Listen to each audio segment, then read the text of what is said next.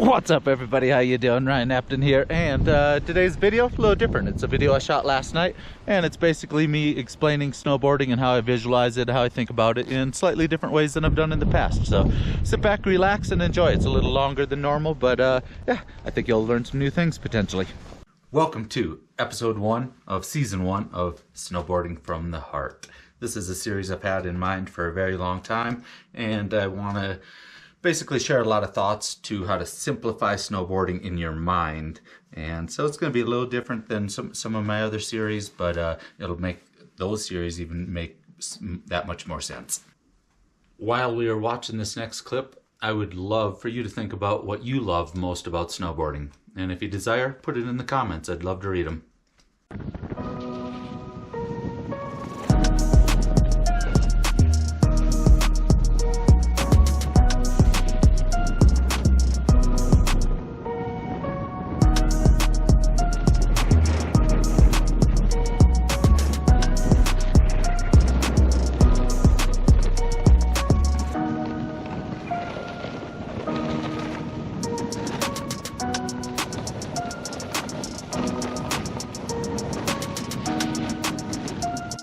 I'm looking forward to reading some of those comments of why you love snowboarding. For me personally, it's there's so many reasons, but the biggest one is the sensations. Snowboarding, even before I was good at it, it just felt amazing. And once I got better at it, and the better I still get at it, the sensations feel amazing. So let's go into some of the basic sensations of snowboarding. This is pretty basic stuff, but these lines will get way more complex. So to keep these topics pretty simple for the day, these snowboarding from the heart, and I don't mean that just metaphorically, I mean it from a physical standpoint. We'll get to there. Riding the circles, and just toes and heels, toes and heels, toes and heels, toes and heels, and what we want to achieve by those. So let's start over in time. We got Ted Shred and JP Walker ready to rip this slope. I've actually measured it. I have no idea why I felt necessary to do that, but it seemed like it was at a 24-degree slant here on this fictional hill we'll be riding. So JP, will you show us the mastering some basics of skidded turns? Every single day you snowboard, you will need good, solid, be able to do skidded turns at any time. All right, drop in, JP. So toe side skid, heel side skid, toe side skid, heel side skid. So not the optimal line down the run, but in my opinion, but it was a nice safe one. He took one trajectory with his body mass and just toes and heels and kept control throughout all of those. So good work, JP. Thanks for demonstrating. You got it, bro. So what I saw last week, hey JP, will you demonstrate what I saw last week? A snowboarder. Ooh, I'm middle of a turn like this. Ooh, I can't wait to get to ride in the circles here. But I'm middle of a turn. I look up and see a guy's just bombing down the hill from up there, and that I can't actually finish my turn. So I go into a skidded turn and let him pass. But what's he do? Ooh, and then he has no control over his edges. He launches off a roller, can't get any balance, and then crashes right into a group of skiers. The skier literally did a full flip and then broke his ski, and neither of them were hurt, so luckily, but that's no control at all. So thanks for the demonstration. Glad you're a Huck doll and not the real JP. These skidded turns, there'll be a strong element of friction on every one of them, and that can or can't be a good thing depending on what you want to achieve. But basically they're like this. So toes and heels. Well, if I kick off my front foot here, because that's going to be the easier access to be able to pivot around. It's toes, heels, toes, heels, toes, heels. I'm doing a big counter rotated motion with between my upper and lower body, and that helps be able to pivot around on my front foot. And the upper body with those, yeah, it's just same thing. Going whoosh, whoosh, whoosh, whoosh. At that point I might as well really over exaggerate it and nerd this thing up. JP, will you demonstrate skidded turns again and progress them into carved turns? Yeah, dog, I got you. So, skidded turns. The biggest skidded turns that you can make, boom, would be that 90-degree perpendicular on every skidded turn. Well, maybe you don't have to take it to such extremes and you just skid parts of the turns. And eventually, after enough turns, you really get riding that side cut and just being able to, put your heart into the circle. And when you really find your side cut and know how to ride it properly, that's what you can, that's my singular thought. My heart in relation to the circles, I always want my heart inside of the circles. And all I do is balance on my toes, heels, heels, drop it onto the toes, and let's go a little further into how that should feel. So the difference of skidding turns and carving turns on the floor will be like this. Skid, skid, toes, heels, toes, heels. If we want to tighten those up a little bit, then it's not as much motion, and eventually carving eventually becomes this. Instead of toes, heels, there's no kind of step in between. It's just toes, heels, toes, heels, toes, heels. And with those toes, heels, back to the heart. I'm literally thinking about my heart. It's one just body point, one data point, say, in your physical body. And so let's say I'm in my snowboard stance right now. Side slip position. I don't know, you can play around with these variables however you want, but the heart stays right over the board. And then toes, let's say the hand is the heart. Toes, heels, toes. It's a very gradual shift, nothing major. And those are the basic carving turns. Obviously, once you get to higher edge angles, you'll be able to lean back further and kind of be like that, or lean it more forward, really pointing the toes down. But yeah, thinking about it that simple, it really makes the interface faster, and I believe it's just such a simplified way of thinking about snowboarding rather than a ton of mechanics that kind of can delay the actions that your body wants to do in relation to what the board's doing. Alright, a snowboard, along the length of it, has a side cut radius, so it is a part of a circle. If you continue that circle all the way out, it would make a very large circle. So it's got a toe side circle in this case, or a heel side circle. Let's flip this guy around to be regular footer. So he's got a toe side circle on this toe side edge, and to achieve tighter circles, all one has to do is tilt the board on edge, because once you tilt the board on edge, it's not going to snowboard like that. It will decamber and bend, and it will ride all along that board's side cut radius when in a single pencil line fashion when the snow is perfect for it. But here's the fun part about perfect turns. There is no such thing as a perfect turn. It's just like the idea of a perfect circle. It's only an imaginary thing. A real physical circle will never happen. A real perfect snowboard turn, nope, there'll always be some element of friction, friction.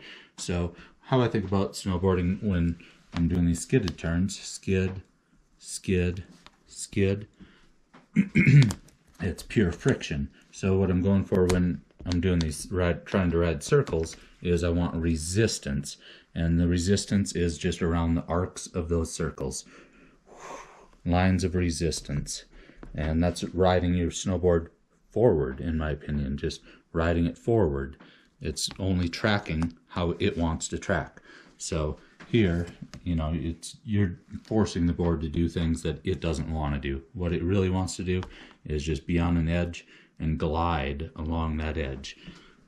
Pure glide. Oh, it's such beautiful sensations. I can't wait to snowboard tomorrow morning again. I'll probably meet Sky out there. I'll probably bring the camera. So, but yeah, resistance. It's such a beautiful thought to carving. So when I'm thinking, okay, heels, toes, heels, let me get into a crazy thought experiment I love. These are my favorite types of turns. They're not the most aggressive turns or anything because I'm completing the full turn and I'm going at a very manageable speed for these ones. But my thought experiment is, so I weigh 180 pounds. So what do I want to feel the whole way through a turn? 180 pounds. And then as soon as I transfer edges, I want to weigh 185 pounds and have that go through the whole turn. Those are the best feeling turns that I know. Most, you know, and that's not most of my turns, especially the ones you see in videos where I bring up the speeds and getting a little more aggressive with it. But toe side, just making it feel the same the whole way through. And how you can do that is most likely is what will happen is people's turns will be like this, and at the bottom of the turn there'll be all this extra pressure, and you'll weigh, if I weigh 100, it'll be like 300 pounds of pressure. So what the thought experiment is just making it feel like your own body weight the whole time throughout the turn. The more it's evenly dispersed, the smoother it will feel. So the way to, as soon as you change edges, poof, drop onto that heel side edge. You do have to have your momentum going that way for this toe side. Drop onto the heels, and then you can trust that resistance. And the more, as soon as you feel that resistance and know you can trust it, that's when you can lean a little more and tilt a little more. But yeah, to get thinking about all your body weight up here, just you know, your 1 unit of your own body weight. So 180 pounds I basically have to, as soon as I'm on there and can feel my heel side edge dug in, I want to be pushing against it to distribute forces early in the turn, and then they don't build up so much, and then I can start to release and just let the board release its energy, and me tilting my heart into this next circle, boom, drop it and attack that next circle. I don't want it to be much of a passive, like slow delay. I want to, you know, especially when I'm getting aggressive with it, it's going to be boom, drop that new edge down. Oh, crazy stuff right there. So what is the board doing while we carve turns? JP, can I borrow your shred stick? Cheers to JP for being such a great sport about this. Toes, heels, toes, heels. JP's pretty upright here. He could probably be conforming his body around those turns a little better, but there are people that make amazing turns that are still have a very rigid body like that. Actually, some have amazing turns like that. Trust fall turns, I call them. But I'll talk about that in another video for sure.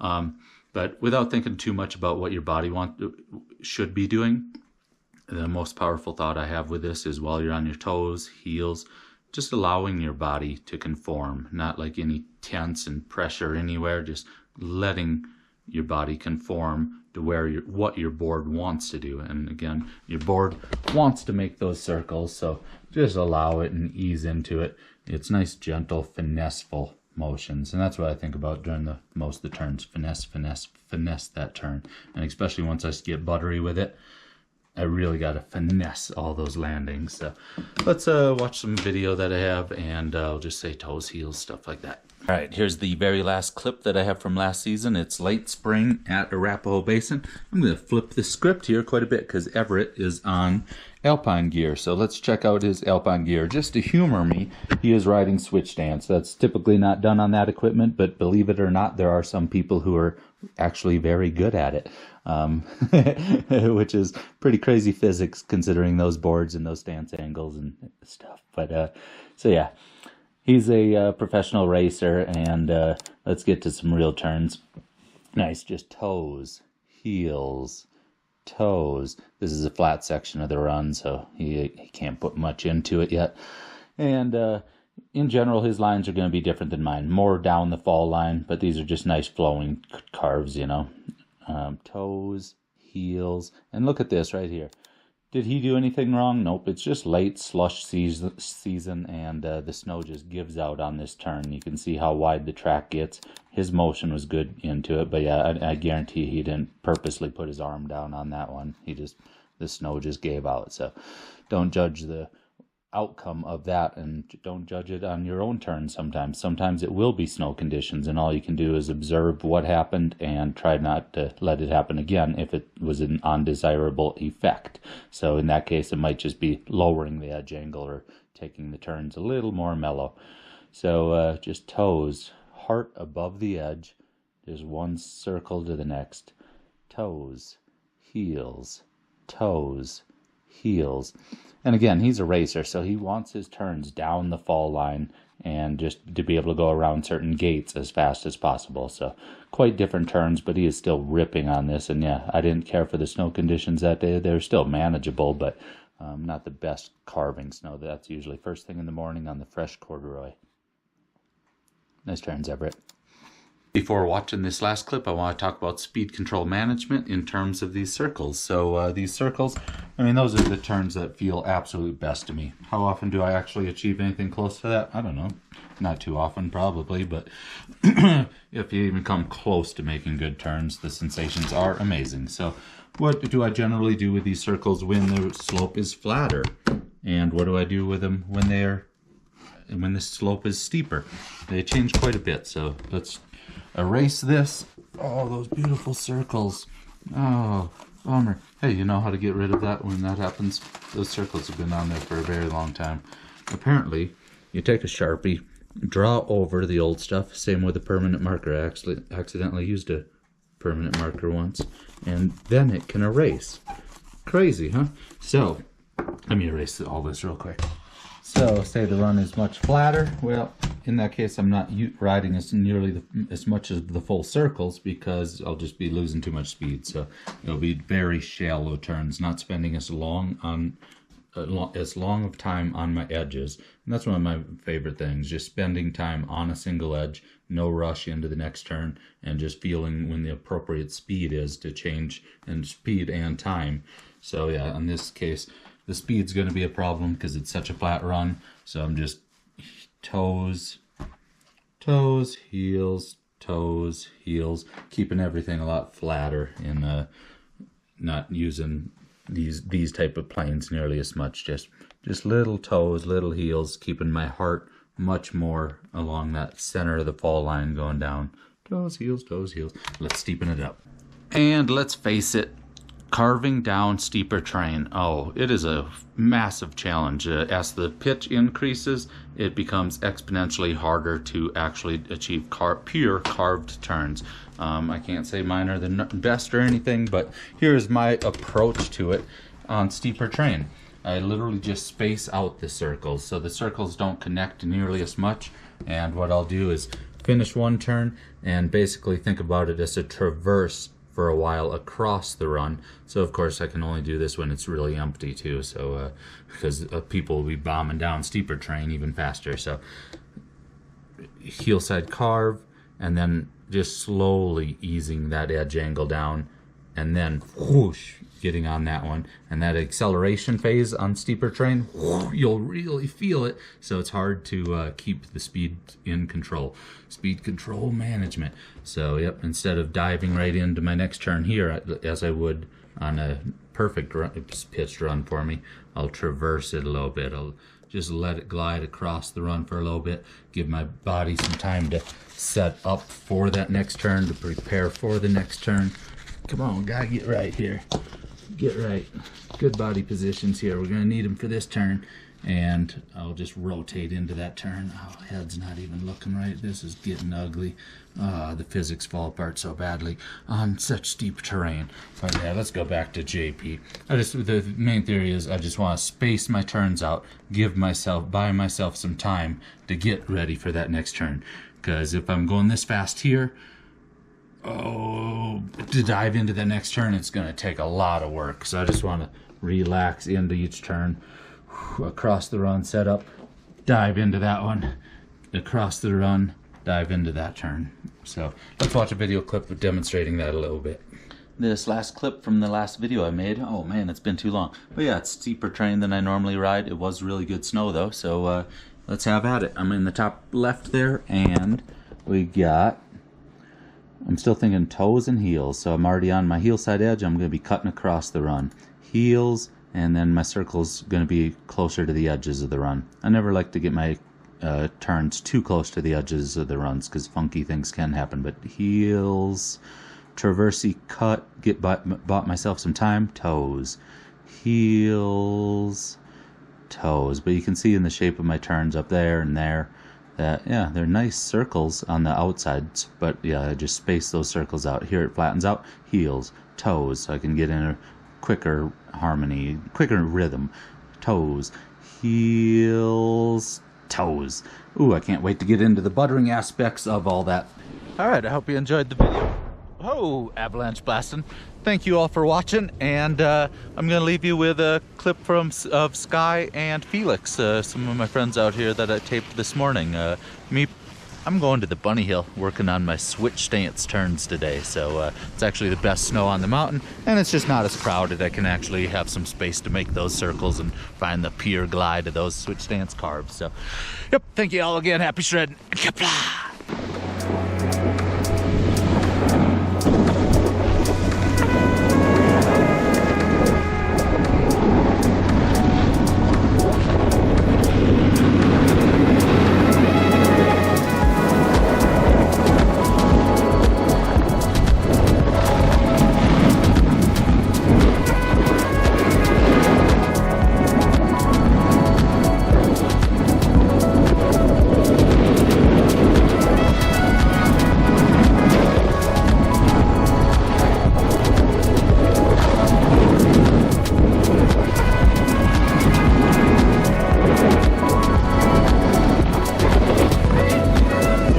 Check out that backpack.